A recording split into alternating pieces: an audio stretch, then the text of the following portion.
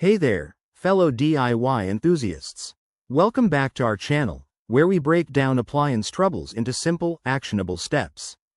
Today, we're diving into the Electrolux Dishwasher error code C13, specifically for 2025 models.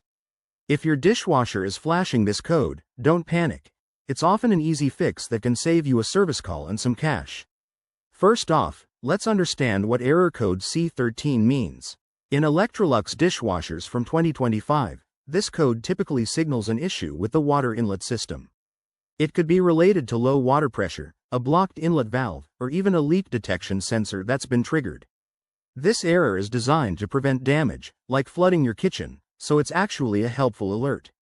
Now, before you call in the pros, let's go through some common causes and troubleshooting steps. Start by checking your home's water supply. Make sure the faucet connected to your dishwasher is fully turned on and that there's no kink in the hose. If that's fine, inspect for any visible leaks around the dishwasher door or underneath the unit. A simple leak can trigger this code. Next, clean the filters. Over time, food particles and debris can clog the inlet filter, causing pressure issues.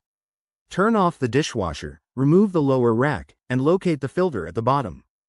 Give it a thorough rinse under warm water and scrub away any buildup. While you're at it, check the inlet valve for any blockages. It's usually located at the back of the machine. If these steps don't resolve the issue, it might be a faulty sensor or valve. In that case, consult your dishwasher's manual for model-specific advice or consider resetting the unit by unplugging it for a few minutes. For 2025 models, Electrolux has improved error diagnostics, so double-check for any software updates via their app. To prevent this error in the future, always load your dishwasher properly, avoid overfilling, and perform regular maintenance like monthly filter cleanings. Remember, if you're uncomfortable with any of these steps or the problem persists, it's best to contact a certified technician.